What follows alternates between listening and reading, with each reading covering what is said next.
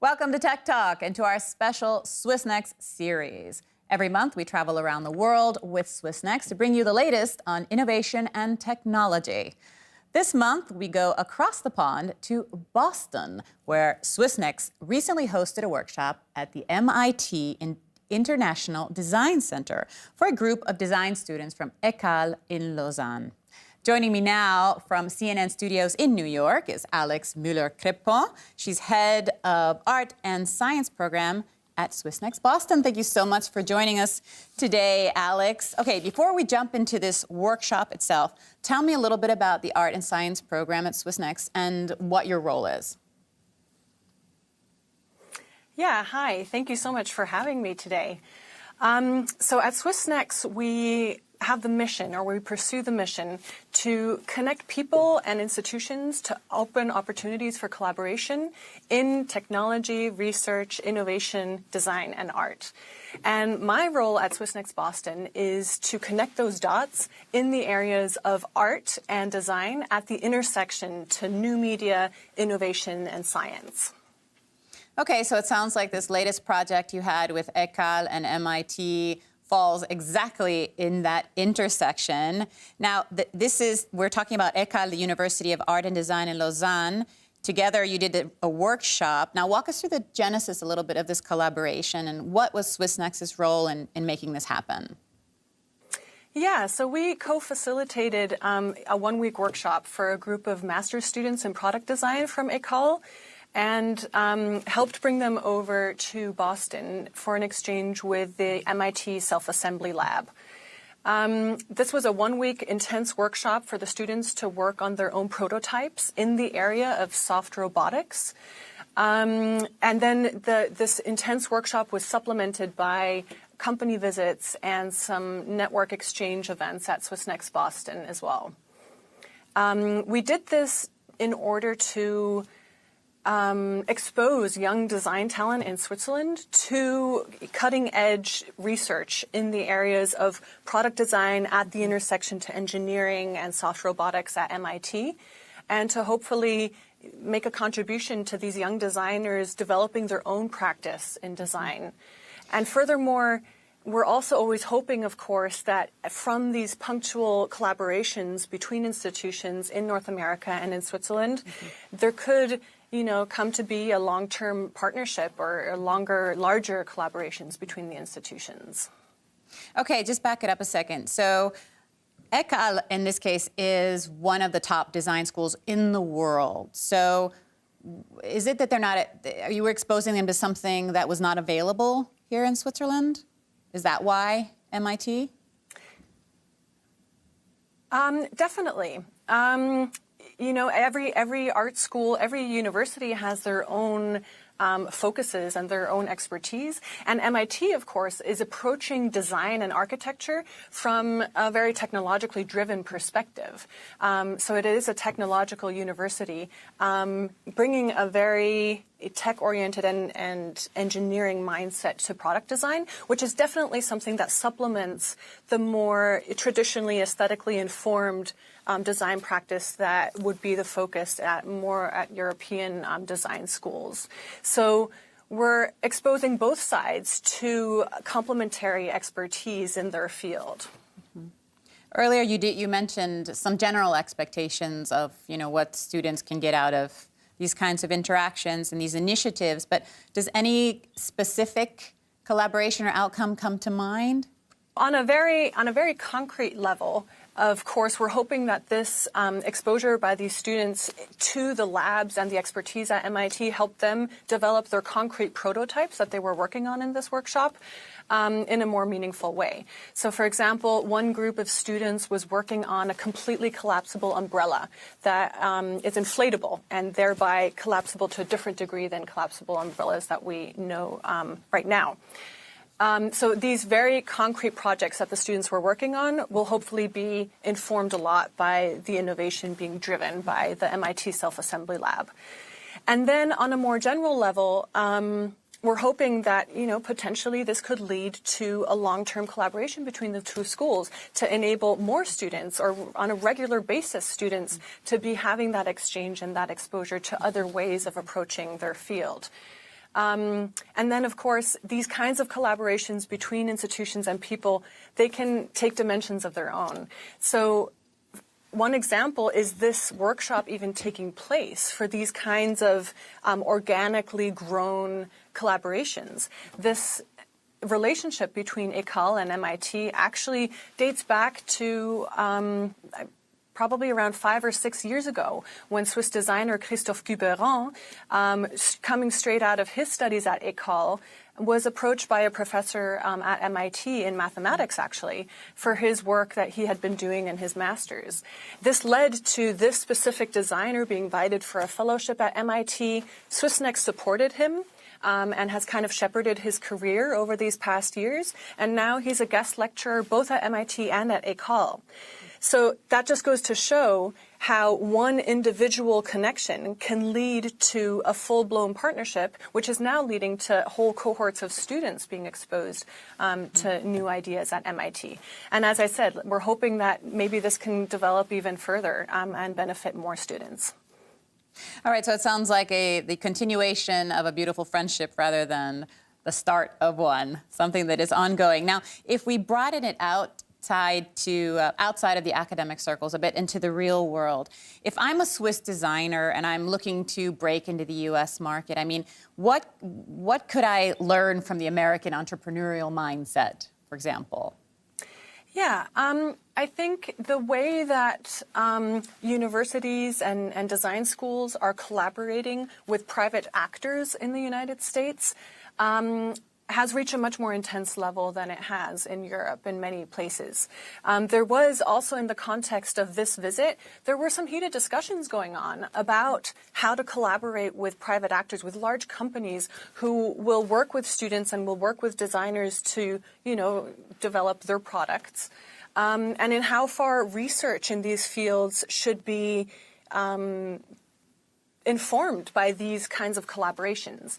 And the American counterparts had a much more liberal approach to these kinds of collaborations, really just taking the opportunities, grabbing the opportunities where they came up, and going full frontal into collaborations with private actors as well, which also in this collaboration turned out to be something that was, good food for thought for their Swiss counterparts.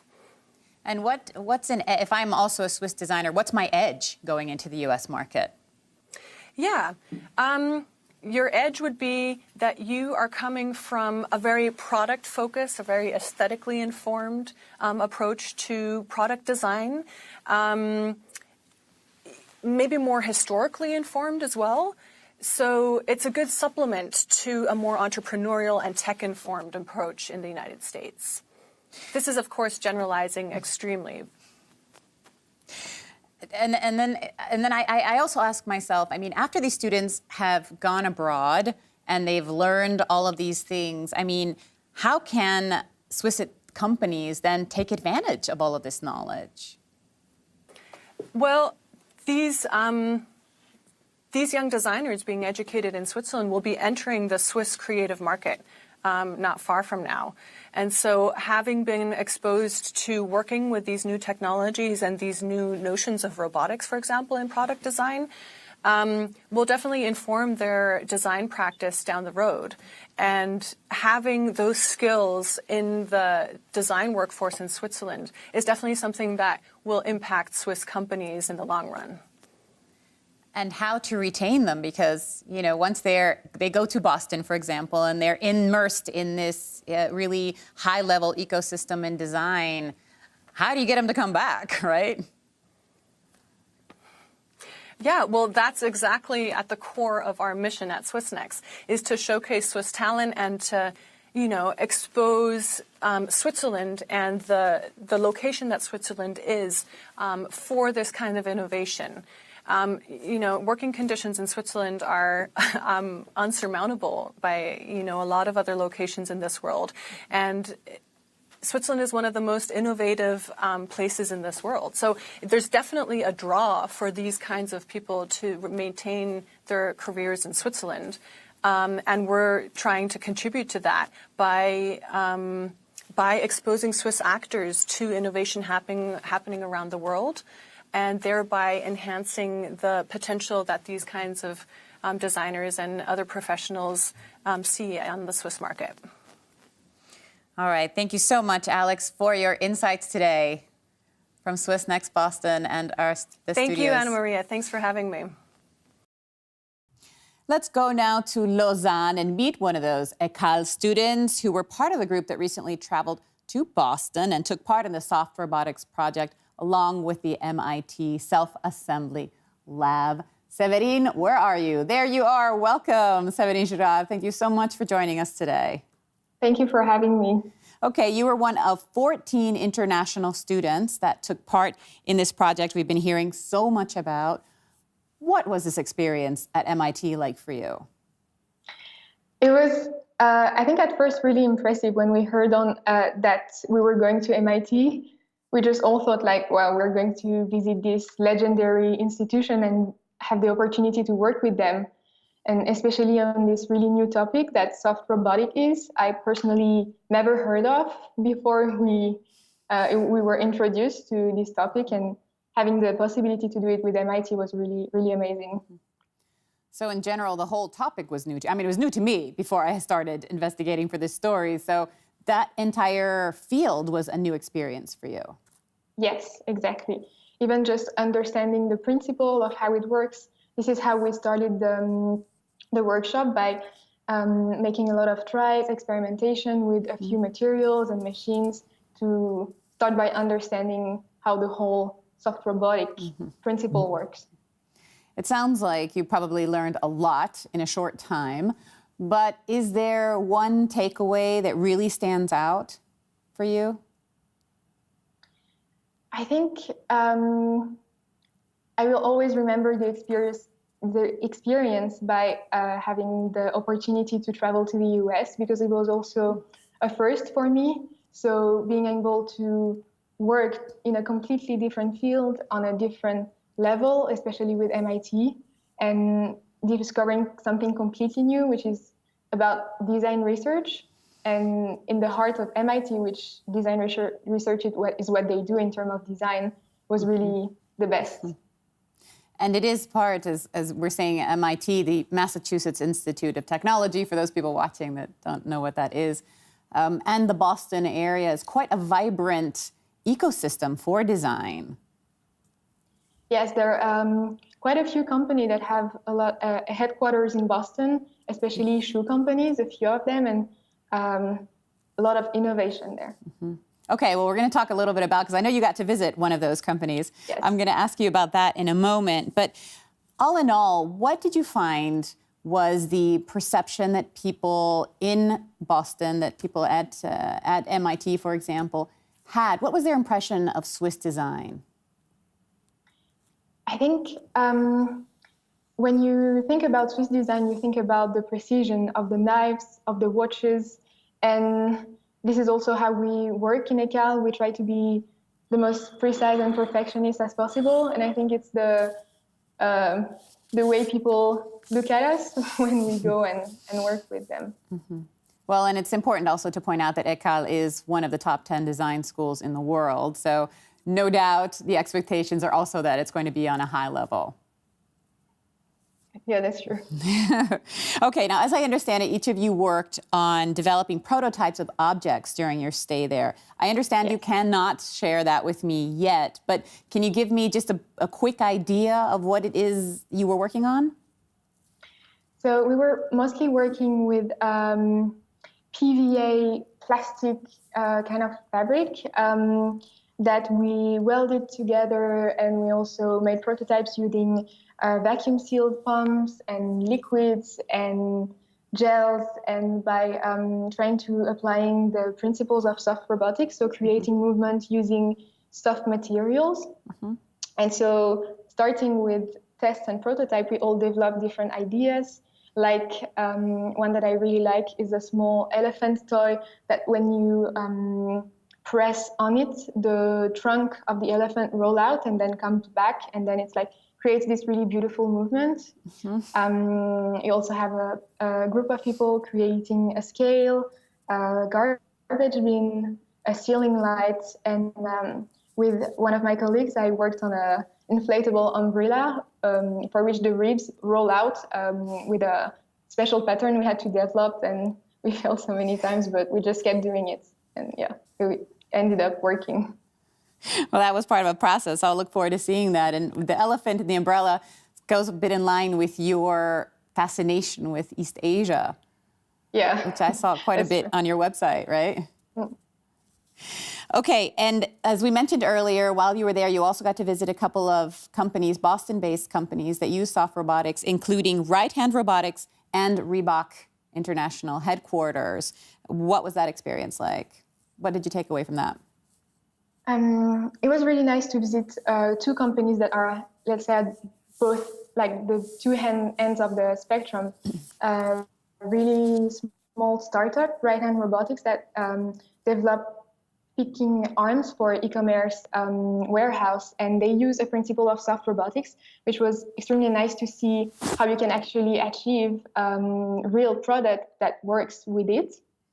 And on the other hand, Reebok, it was really nice to visit and see absolutely everything they do. We got to go through their archive and see their pump shoe, which is kind of another principle of soft robotics, of being able to adjust the fit with air inside the shoe.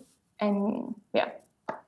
Yeah, so interesting to also take that beyond design and into the real world, the soft robotics. Exactly. Yeah, for sure. So if we brought it out now, just to finish up, as a designer, how do you see the future of the relationship between design and entrepreneurship? I mean, what role does design play? I think in the past, designers were mostly working for companies to give shape to ideas or product, but it was more about the aesthetic value of it. When I think now the gap is getting smaller and designers are actually able to create their own companies, which are more like design-driven startups. Mm-hmm. And it's always a bit scary to think that you created a really nice project on paper and in pictures, but it doesn't exist. And then to actually look for fundings and company to be able to produce it. And I think it's also easier with social media to actually reach people more directly. And I hope it's going to be easier, and the link and the bond between design and entrepreneurship is just going to get tighter. And do you have a dream creation? I don't know yet. I have this project I made, which is a set of electrical appliances for travel, and it's made of a sustainable bioplastic. And I wish one day I could maybe produce it, because I had really a lot of feedbacks about it, but I just never pushed it further. I just stopped at that limit of having the nice project. But I hope one day I can do something with it.